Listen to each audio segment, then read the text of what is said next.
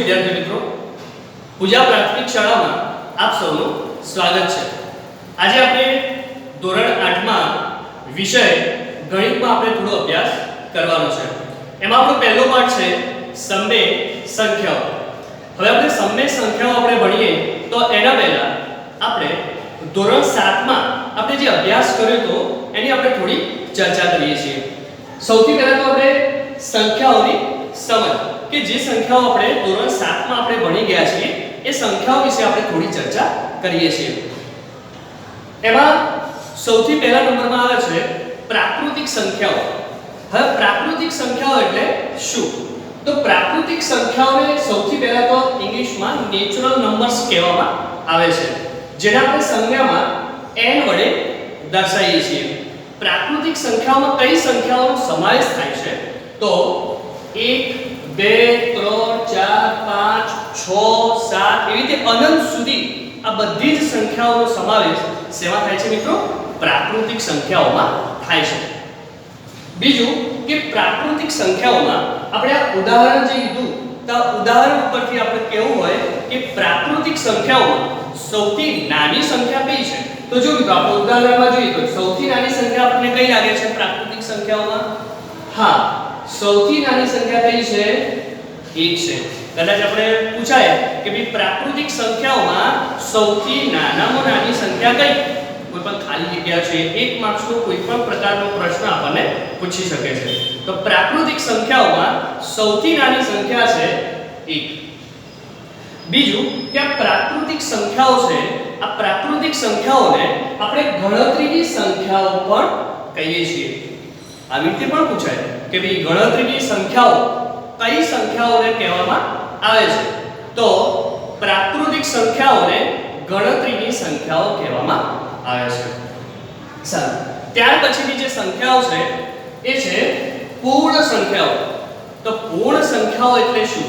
તો ઇંગ્લિશમાં આપણે એને હોલ્સ નંબર કહીએ છીએ કે જેને સંજ્ઞામાં આપણે w વડે દર્શાવીએ છીએ। હવે આ પૂર્ણ સંખ્યાઓમાં કઈ સંખ્યાઓનો સમાવેશ થાય છે તો એની આપણે ચર્ચા કરીએ। તો આ જે પ્રાકૃતિક સંખ્યાઓ આપણે આગળ વધે એ પ્રાકૃતિક સંખ્યાઓ તો આમાં આવી જશે, પણ એ પ્રાકૃતિક સંખ્યાઓની સાથે સાથે આ પૂર્ણ સંખ્યાઓમાં શૂન્યનો સમાવેશ પણ થાય છે। એટલે આપણે કહેવું હોય તો કહી શકાય કે આ પૂર્ણ સંખ્યાઓમાં કઈ સંખ્યાઓ આવશે? તો બધી જ પ્રાકૃતિક સંખ્યાઓ અને શૂન્ય આ બધાનો સમાવેશ આપણે પૂર્ણ સંખ્યાઓમાં કરીએ છીએ। અગાઉની જેમ આપણે આમાં કહેવું હોય તો કહી શકાય કે સૌથી નાની પૂર્ણ સંખ્યા કઈ છે? તો આપણે ઉદાહરણ દ્વારા આપણે કહેવું હોય તો આપણે કહી શકીએ કે સૌથી નાની જે પૂર્ણ સંખ્યા છે એ કઈ છે? 0। કારણ કે આ બધી કઈ છે? પ્રાકૃતિક સંખ્યાઓ અને આ કઈ છે? પૂર્ણ સંખ્યાઓમાં શૂન્યનો પણ સમાવેશ થાય છે। એટલે આ બધી સંખ્યાઓને આપણે પૂર્ણ સંખ્યાઓ પણ કહીએ છીએ। હવે આમાં બે પ્રશ્ન પાછા આપણે જો યાદ વ્યવસ્થિત ના રાખીએ તો ભેગું થઈ જાય। કઈ રીતે? બે પ્રકારના પ્રશ્નો પૂછાઈ શકે કે સૌથી નાની પ્રાકૃતિક સંખ્યા કઈ? તો સૌથી નાની પ્રાકૃતિક સંખ્યા 1। પણ આવો બીજો પ્રશ્ન પણ પૂછાઈ શકે કે સૌથી નાની પૂર્ણ સંખ્યા કઈ? તો સૌથી નાની પૂર્ણ સંખ્યા છે 0। આ બંને પ્રશ્નો આપણે યાદ રાખવાના છે, ગમે તે આપણને પૂછાઈ શકે છે। ઓકે, આગળની આપણી જે સંખ્યાઓ છે એ છે પૂર્ણાંક સંખ્યાઓ। હવે આ પૂર્ણાંક સંખ્યાઓમાં કઈ સંખ્યાઓનો સમાવેશ થાય છે? તો આગળ આપણે જે સંખ્યાઓ ભણ્યા પ્રાકૃતિક સંખ્યાઓ એ પણ આમાં આવી જશે, પૂર્ણ સંખ્યાઓ એ પણ આ પૂર્ણાંક સંખ્યાઓમાં આવી જશે। તો વધારાની કઈ સંખ્યાઓ આવશે? તો જે પ્રાકૃતિક સંખ્યાઓ છે એ પ્રાકૃતિક સંખ્યાની વિરોધી સંખ્યાઓ એ પણ આ પૂર્ણાંક સંખ્યાઓમાં એનો સમાવેશ થાય છે। પ્રાકૃતિક સંખ્યામાં બધી ધન સંખ્યાઓ હતી, ધન પૂર્ણાંક હતી, અને આ પૂર્ણાંક સંખ્યાઓમાં એ પ્રાકૃતિક સંખ્યાઓ તો આવશે પણ એની સાથે સાથે એ ધન સંખ્યાની વિરોધી સંખ્યાઓ એટલે કે ઋણ પૂર્ણાંક સંખ્યાઓનો સમાવેશ પણ આ પૂર્ણાંક સંખ્યાઓમાં થાય છે। પૂર્ણાંક સંખ્યાઓને આપણે સંકેતમાં એટલે કે સંજ્ઞામાં લખવું હોય તો z તરીકે પણ આપણે લખી શકીએ છીએ। ઓકે, એટલે કે આ સંખ્યાઓમાં પૂર્ણાંક સંખ્યાઓમાં જે સંખ્યાઓનો સમાવેશ થાય છે એમાં ધન પૂર્ણાંક સંખ્યાઓ એ પણ આવી જશે, શૂન્ય એ પણ આમાં આવશે અને બધી ઋણ પૂર્ણાંક સંખ્યાઓ પણ આ પૂર્ણાંક સંખ્યાઓમાં સમાવેશ થાય છે. ઉદાહરણ આપણે લેવું હોય તો -3 -2 -1 0 1 2 3 ચાલો આ બાજુ પણ અનંત સુધી સંખ્યાઓનો સમાવેશ થશે અને આ ડાબી બાજુ પણ અનંત સુધી સંખ્યાઓનો સમાવેશ થાય છે. અને હા મિત્રો, આપણે જે પ્રાકૃતિક સંખ્યાઓ અને પૂર્ણ સંખ્યાઓમાં જે રીતે આપણે શીખ્યા હતા એ જ પ્રમાણે અહીંયા જે આ બાજુ પણ અનંત સુધી છે એટલે નાની સંખ્યા આવશે નહીં અને આ જમણી બાજુ પણ અનંત સુધી છે એટલે કે મોટી સંખ્યા પણ આવશે નહીં. અને આના ઉપરથી આપણે કહેવું હોય તો કહી શકાય કે આ પૂર્ણાંક સંખ્યાઓમાં સૌથી નાની કે સૌથી મોટી એ સંખ્યાઓનો અસ્તિત્વ નથી. સૌથી નાની પૂર્ણાંક સંખ્યા કે સૌથી મોટી પૂર્ણાંક સંખ્યા એનું અસ્તિત્વ હોતું નથી. સારું, અને અંતમાં આવે છે સમમેય સંખ્યાઓ અને સંકેતમાં એટલે કે સંજ્ઞામાં લખો તો આપણે q વડે દર્શાવીએ છીએ અને આ સમમેય સંખ્યાઓ કે જેના વિશે આપણે આખો પાઠ ભણવાનો છે. તો સમમેય સંખ્યાઓ એટલે શું? તો સૌથી પહેલા આપણે એની વ્યાખ્યા જોઈએ તો જે સંખ્યાઓને p/q સ્વરૂપમાં લખી શકાય તો એ સંખ્યાઓને આપણે સમમેય સંખ્યાઓ કહીએ છીએ. ફરીથી એક વખત મિત્રો આની વ્યાખ્યા પણ પરીક્ષામાં પૂછાઈ શકે છે. ફરીથી એક વખત, જે સંખ્યાઓને p/q સ્વરૂપમાં દર્શાવી શકાય અથવા લખી શકાય તો એ સંખ્યાઓને આપણે સમમેય સંખ્યાઓ કહીએ છીએ. ચાલો, પણ p/q સ્વરૂપમાં દર્શાવવા માટે એક નાની શરત છે. એ શરત છે જ્યાં આ p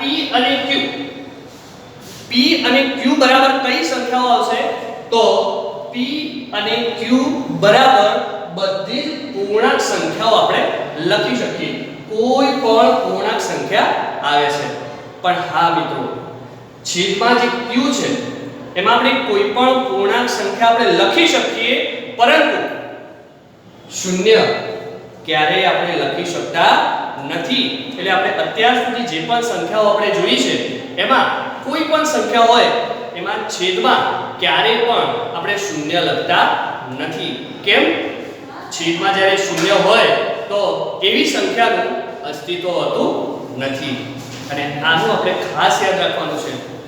કોઈ પણ સંખ્યાનું આપણે ઉદાહરણ લખીએ તો છેદમાં ક્યારેય આપણે 0 લખતા નથી, કારણ કે છેદમાં જો 0 હોય ને એવી કોઈ સંખ્યા અસ્તિત્વ ધરાવતી નથી. હવે આ સમમેય સંખ્યાઓની આપણે વ્યાખ્યા તો જોઈ કે ભાઈ p/q વડે દર્શાવી શકાય એને આપણે સમમેય સંખ્યા કહીએ છીએ.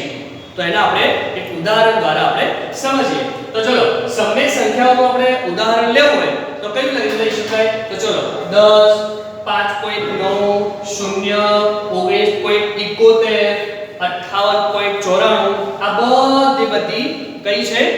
સમમેય સંખ્યાઓ છે. અને આ ઉદાહરણ ઉપરથી આપણે કહેવું હોય તો કહેવાય કે સમમેય સંખ્યાઓમાં બધી જ દશાંશ સંખ્યાઓ અને બધી અપૂર્ણાંક સંખ્યાઓનો સમાવેશ આ સમમેય સંખ્યાઓમાં થાય છે. અને અંતમાં તો એક જ વાત હતી કે ભાઈ p/q સ્વરૂપમાં દર્શાવી શકાય. હવે p/q આ સંખ્યાઓ છે તો એને p/q વડે આપણે દર્શાવી શકીએ. તો ચલો જોઈએ. તો ચલો 10 છે તો 10 ના છેદમાં કઈ નથી તો એનો મતલબ નીચે તો એક જ હોય. આપણે 5.9 લખીએ છીએ તો 5.9 ને આપણે p/q માં લખવું હોય તો શું લખવાનું? એક પોઈન્ટ છે એટલે કે 10 આપણે લખીએ એટલે 5.9 ને આપણે p/q સ્વરૂપમાં દર્શાવવું હોય તો 59/10 લખી શકાય. આ શૂન્ય એ પણ સમમેય સંખ્યા છે અને એને જો આપણે છેદમાં કઈ લખવું હોય તો શું લખી શકાય? 1 2 કોઈ પણ સંખ્યા આપણે શૂન્યના છેદમાં આપણે લખી શકીએ છીએ. 19.71 એને આપણે p/q સ્વરૂપમાં લખવું હોય તો પોઈન્ટ પછી બે સંખ્યાઓ છે તો નીચે આપણે 2 0 એટલે કે 19.71 ને 1971/100 વડે આપણે દર્શાવી શકીએ છીએ. અને અંતમાં 58.94 એને આપણે કઈ રીતે લખીશું? તો 5894/100. તો આ જે સંખ્યાઓ છે એ સમમેય છે એને આપણે p/q સ્વરૂપમાં દર્શાવવું હોય તો આ પ્રમાણે આપણે દર્શાવી શકીએ છીએ. અને એને આપણે આ પ્રમાણે જે સંખ્યાઓ છે એને આપણે સમજી શકીએ છીએ. આ બધી જ સંખ્યાઓ તમારે એક વખત વ્યવસ્થિત રીતે સમજવાની છે અને એ પ્રમાણે આપણે નોટમાં લખીને પણ તૈયાર કરવાનું છે. Okay, thank you.